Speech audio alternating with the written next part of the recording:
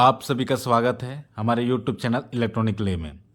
आज हम आपको RCCB, ELCB, MCB ये तीनों में क्या डिफरेंस हो हम आपको बताएंगे। साथ ही साथ इस काम कैसे करता है, जैसे RCCB काम कैसे करता है, ELCB काम कैसे करता है और MCB किस प्रिंसिपल पर काम करता है, वो हम आपको ये वीडियो में बताएंगे। साथ ही साथ इसका उपयोग कहाँ है, आप अपने घरों में या फिर कहीं भी आप इंडस्ट्री में इसको लगा रहे हैं तो इसका किस पर्पज़ के लिए किसको यूज करना है वो हम अब इस वीडियो में आपको बताएंगे। सबसे पहले हम चलते हैं RCCB। RCCB यानी रेसिडुअल करंट सर्किट ब्रेकर, जो आप इमेज में देख रहे हैं। सबसे पहले जानेंगे इसका काम क्या है। इसका काम क्या है कि जब भी आपका अगर ये घर में आपका लगा हुआ है सर्किट पे, यानी फेज और न्यूट्रल में लगा हुआ है, और किसी कारणवश कोई व्यक्ति या कोई भी जानवर या कोई भी चीज़ के संपर्क में आता है तो उस व्यक्ति को ये सुरक्षा प्रदान करता है। अगर करंट इसमें आदमी शॉक लग गया, किसी व्यक्ति को फेज या न्यूट्रल के संपर्क में आ गए और शॉक लग गया, तो उस समय क्या करेगा, अगर आपको ये सेंस करके कि किसी व्यक्ति को ये करंट लगा है तो ये ऑटोमेटिक ट्रिप कर दे। ऑटोमेटिक ट्रिप करने से क्या होगा, आपकी जान बच सकता है। अगर आपको ELCB अपने घरों में लगाए हैं तो 90% चांस है कि आपको अगर शॉट लग रहा है तो आपका जान बचने के चांसेस है। लेकिन अगर आप ELCB नहीं लगाए हैं तो आपको करंट से जान जा सकती है। इसका ये खासियत है कि हमेशा सेंस करता है कि कोई भी करंट किसी ह्यूमन पे नहीं जा रहा है या किसी भी जानवर पे जा रहा है या किसी भी एक्टिविटी जो जो डायरेक्टली अर्थ की ओर उसका करंट फ्लो हो रहा है। अगर हो रहा है तो डायरेक्टली ये ट्रिप करेगा। ये किस प्रिंसिपल पर काम कर वो हम आपको बताते हैं। ये किरचॉफ लॉ, KRISHOW, किरचॉफ जो वैज्ञानिक थे उसके एक नियम है, incoming current equal to outgoing current. इस प्रिंसिपल का पर ये काम करता है कि जो भी करंट आ रहा है वही करंट इसमें जाना चाहिए। इसी प्रिंसिपल पर काम करता है। तो ये कैसे काम करता है वो आपको बताएंगे हम इसको ये दिखाकर। और हम लोग एक चीज़ जानते हैं कि जो भी अगर फेज से करंट इस तरह अगर आ रहा है, कोई डिवाइस लगा हुआ अन्य मोटर, ठीक है, तो इससे जो करंट नेगेटिव होते हुए रिटर्न जा रहा है तो इधर से आने वाला करंट आई जो होगा इक्वल टू क्या होगा, आउटगोइंग करंट के बराबर।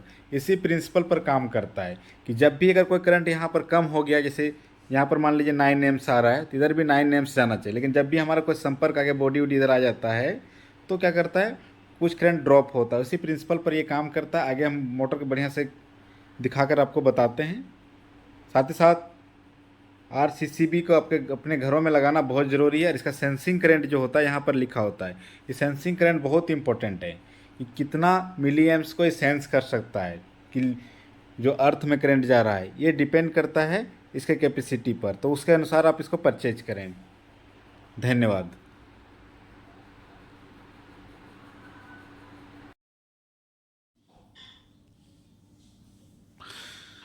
मान लीजिए आपके घर में एक मोटर लगा हुआ है, ठीक है। मोटर में क्या है, आपका इनकमिंग सप्लाई आप ELCB में कनेक्ट किए हुए हैं। ELCB का जो एक पोल में कनेक्ट कर इसका आउटपुट आप एक मोटर पे दे रहे हैं, ठीक है। सेम नेगेटिव वायर आपका इस तरह आ रहा है इनकमिंग सप्लाई, और ये इस तरह से होते हुए आपका मोटर पे जा रहा है। ये आपका कनेक्शन है, ठीक है। अब कभी भी किसी कारणवश कोई व्यक्ति का संपर्क या किसी का भी संपर्क इस अर्थ क्या बोलते हैं नेगेटिव वायर या पॉजिटिव वायर में आ जाता है, यानी छू लेने से आपको शॉक लग गया किसी कारणवश, या कटा है इसमें आप छू लिया अचानक तो शॉक लग गया।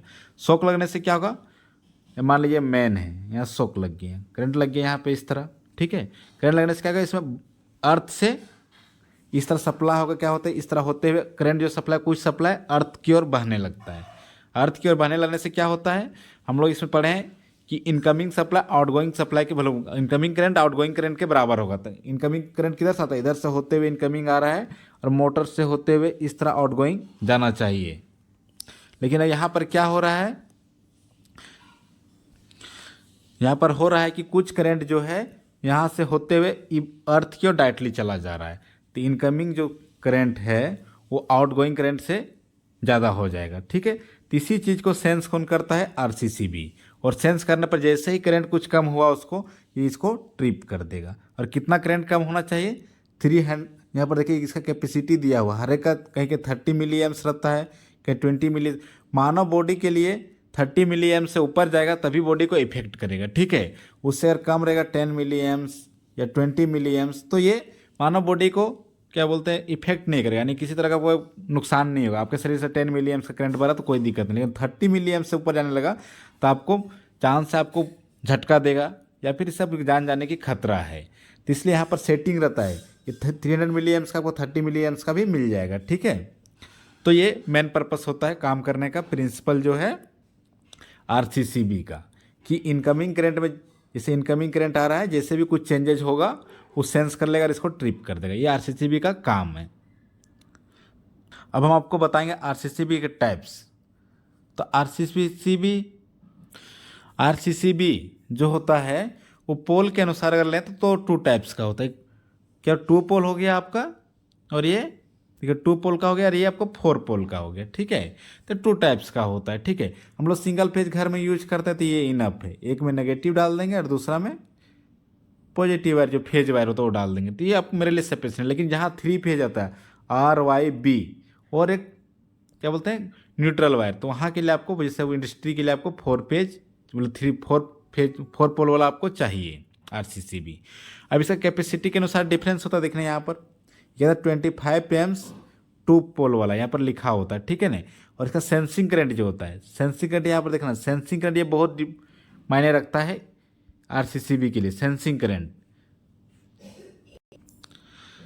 सभी जो आरसीसीबी होगा उसका सेंसिंग करंट उसमें लिखा होगा। देखिए इसमें आप देख रहे हैं यहाँ पर 300 मिली एम्पियर है।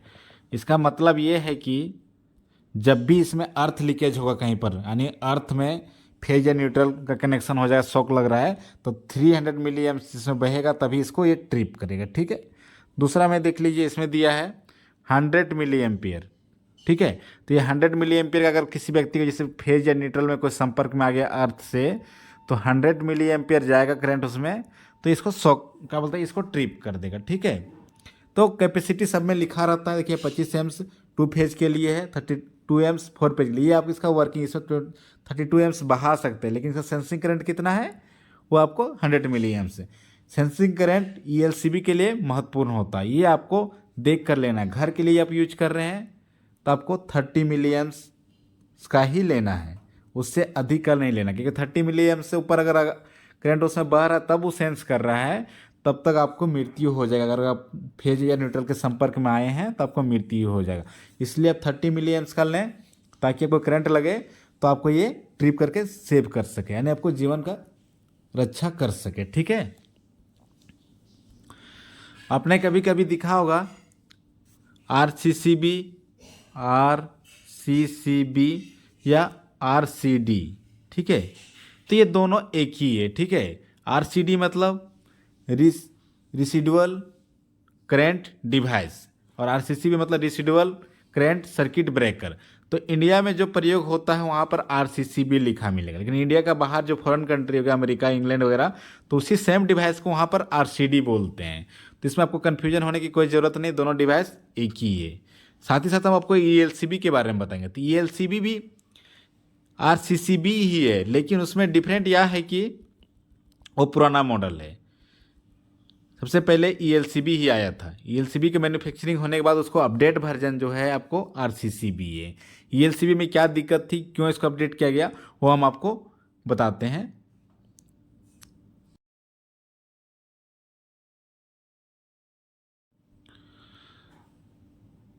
तो ईएलसीबी यानी अर्थ लीकेज सर्किट ब्रेकर, ये भी आरसीसीबी का ही ओल्ड वर्जन है। सबसे पहले ईएलसीबी का ही प्रयोग है, उसी को अपडेट करके आरसीसीबी बनाया, ठीक है। तो इसमें समस्या क्या थी क्योंकि इसको एक अलग से अर्थ की ज़रूरत पड़ती थी, ठीक है ना, इसलिए इसका काम थोड़ा टफ हो गया था, ठीक है।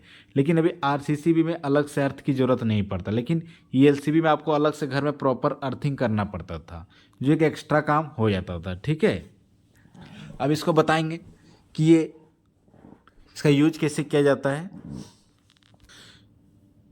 इसमें समस्या थी क्या, देखिए जैसे आपका मान लीजिए कि मोटर है, ये आपका मोटर है, ठीक है। तो इसमें 2 वायर आते हैं, तो क्या करेंगे आपको यहाँ पर इस तरह कनेक्ट कर देंगे, 2 वायर इस तरह न्यूट्रल और फेज कनेक्ट कर देंगे, ठीक है। न्यूट्रल हो गया फेज, लेकिन आपको इसको कनेक्शन करने के लिए आपको घर में एक अर्थिंग की ज़रूरत पड़ता था, ठीक है ना। अर्थिंग क्या होता था कि एक वायर मोटर के अर्थिंग में जाता था और दूसरा वायर आपको जहाँ घर में अर्थिंग लगाए उसको इस तरह देना पड़ता था, ठीक है। तो आपको घर में प्रॉपर अर्थिंग करवाना ही पड़ता था, जिससे आपको खर्च अलग बढ़ जाता था। काम वही करता था लेकिन खर्च एक्स्ट्रा बढ़ जाता था, इसलिए आपको अभी आरसीसीबी का आप यूज देखते होंगे। अब इसमें आपको दिखा रहे हैं हम, देखिए यहाँ पर एक सेटिंग करने का दिया हुआ है। सेटिंग करने का क्या है, सेंसिंग करंट सेट करने का, सेंसिंग करंट, ठीक है, कि कितना में ये सेंस करके अगर किसी को करंट लगे, शॉक लगे तो कितना में ये ट्रिप करना है, ठीक है।